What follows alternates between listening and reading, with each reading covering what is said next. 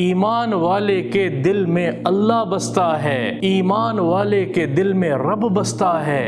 इतनी अज़मतों वाला मोमिन इस्लाम जिसके दिल में है, ला इलाहा इल्लल्लाह मुहम्मदुर रसूलुल्लाह जिसके दिल में है, और कैसे उसको दूसरा मुसलमान जलील कर सकता है, कैसे उसका दिल तोड़ सकता है, कैसे उसके खिलाफ गीबत कर सकता है, कैसे उसके बारे में कोई बात कर सकता है। या अय्युहल्लज़ीना आमनु इज्तनिबू कसीरम मिनज़्ज़न्न इन्न बअदज़्ज़न्नि इस्मुन।